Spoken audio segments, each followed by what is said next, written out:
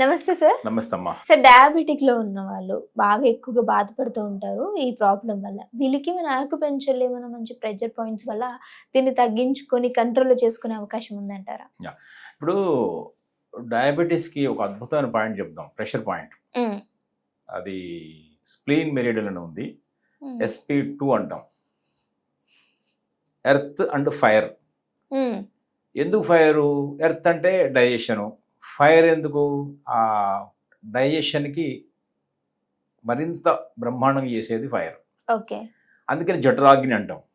ఇక్కడ అగ్ని లేకపోతే జఠరాగ్ని లేకపోతే డైజెస్ట్ కాదు కదా. కాదు. సో ఎర్త్ అంటే డైజెషన్. ఆ డైజెషన్కి జఠరాగ్ని యాడ్ చేస్తే బ్రహ్మాండంగా మనము ఏదైనా పచనం అయిపోతుంది. ఓకే.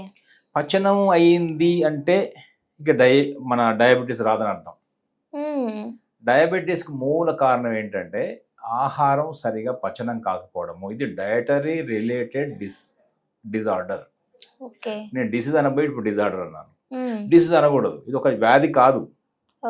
ఒక క్రిమి వల్లనో లేదంటే ఒక బ్యాక్టీరియా వల్లనో లేదా ఒక వైరస్ వల్లనో వచ్చింది కాదు. ఇది డిజార్డర్. ఏం డిజార్డరు? Life style disorder. మన జీవన విధానం శైలి సరిగ్గా లేకపోవడం వల్ల వచ్చిన అనారోగ్య సమస్య, నాట్ వ్యాధి. సో వ్యాధి వేరు, అనారోగ్య సమస్య ఇది, నాట్ ద డిసీజ్. అందువల్ల దీన్ని ఏం చేయాలి మరి? మన జీవన శైలిని ఎలా ఇప్పుడు ఇలా తల కిందికి కాళ్ళు పైకి ఉన్నాయి, డిజార్డర్లో ఉంది. దాన్ని మన తల పైకి కాళ్ళు కింది చేస్తే ఆర్డర్లోకి వస్తుంది జీవన శైలి.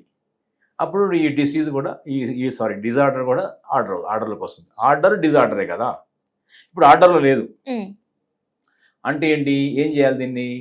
మనం తీసుకునే మొదటి అంశం ఏంటంటే ఈ విషయంలో ఆహారాన్ని మంచిగా సెలక్షన్లోనే ఉంది మనకు. ఎలాంటి ఆహారం తీసుకోవాలి?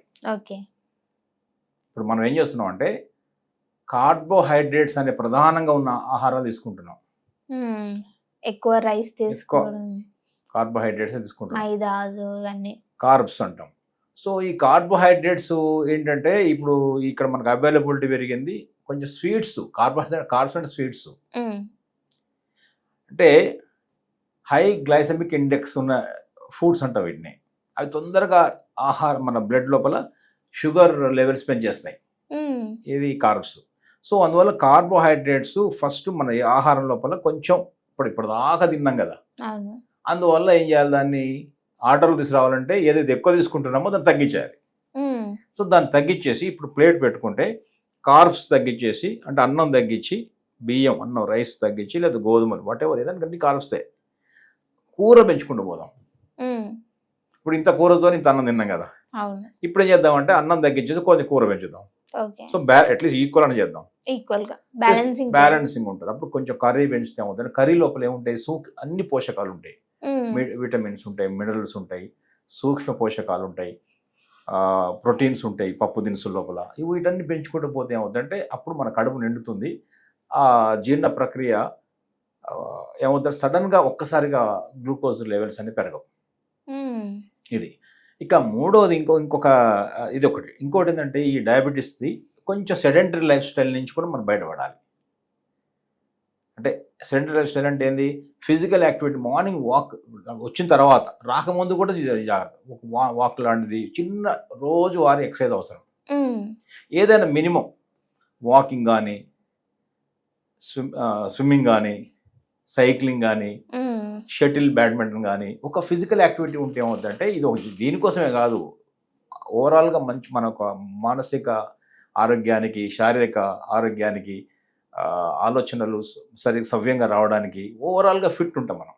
ఇది. ఇప్పుడు మనం ఏం చేయొచ్చు అంటే ఈ ఆహారం సెలక్షన్తో పాటు బాగా నమిలి తినడం కూడా ఇంపార్టెంట్. సరిగ్గా తినకపోతే కూడా ఏంటంటే అది ఈ ప్రాబ్లమ్స్ మళ్ళీ స్టార్ట్ అవుతాయి. ఈ డయాబెటీస్లో ఈ చక్కెర, గ్లూకోజ్ స్థాయిలు బ్లడ్లో ఎక్కువ ఉంటున్నాయి కదా, అదే కదా బ్లడ్లో గ్లూకోజ్ ఎక్కువ ఉంటున్నాయి కదా, అది మన కణాలకు చేరకుండా యూరిన్లో నుంచి బయటికి పోవడం వల్ల ఏమవుతుందంటే మనకు దాహం ఎక్కువ చూడండి, యూరినేషన్ ఎక్కువ ఉంటుంది షుగర్ పేషెంట్స్ లోపల.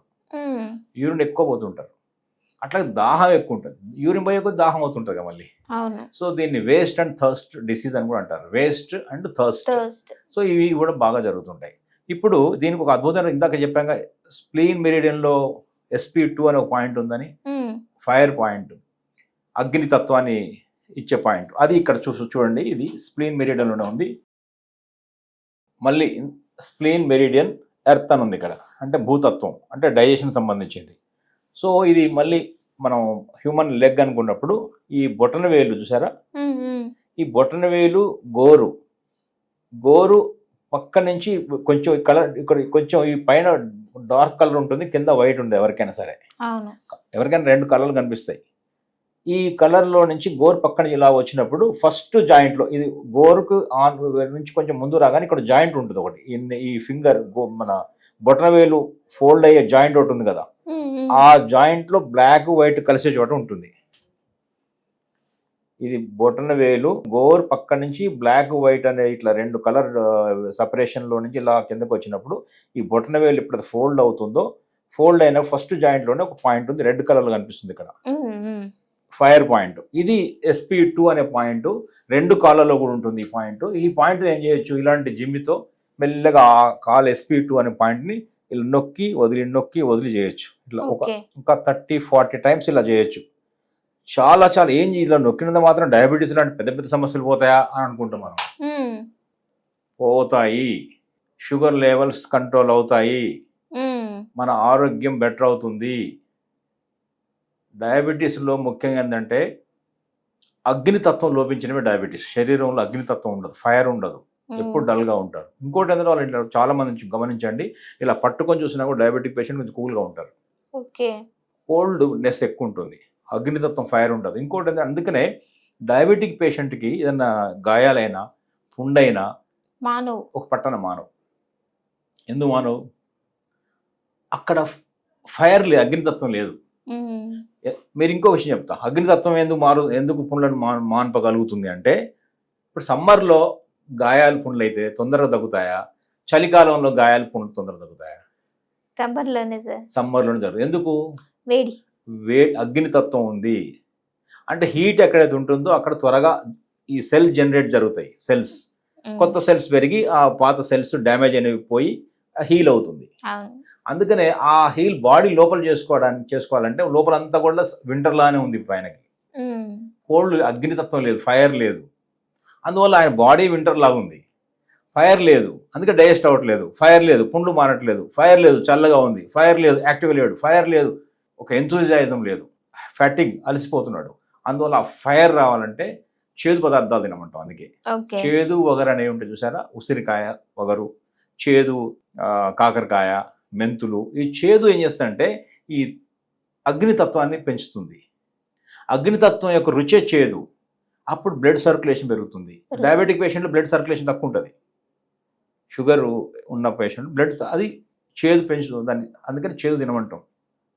చేదు ఒకరు కొంచెం బ్యాలెన్స్, మరి తినమన్నారంటే ఎప్పుడు చేదు తినొద్దు. ఏదైనా బ్యాలెన్స్గా ఉండాలి మనం. ఎప్పుడు అతి సర్వత్ర వర్జయేత్, ఎక్కువ మంచిది కదా అని చేయకూడదు, బ్యాలెన్స్లో చేసుకుంటూ వెళ్ళాలి. ఓకే, చేదు వగరు అనే ఆహార పదార్థాలు తీసుకుంటూ నమ్మిలి తింటూ ఈ కార్బోహైడ్రేట్స్ తగ్గిస్తూ ఈ SP2 అనే పాయింట్ చేసినట్టయితే మనలో అగ్నితత్వం పెరుగుతుంది, డైజెషన్ పెరుగుతుంది, ఓవరాల్గా జఠరాగ్ని పెరుగుతుంది, ఓవరాల్గా మన ఎనర్జీ లెవెల్ పెరుగుతాయి. షుగర్ లెవెల్స్ ఖచ్చితంగా నార్మల్గా గ్రాడ్యువల్గా మన కంట్రోల్లోకి వస్తాయి. ట్రై చేయండి. ఇప్పుడు మనం డైరెక్ట్గా ఎవరికైనా పాయింట్ కూడా చూపిద్దాం, బాగుంటుంది. నమస్తే అమ్మా.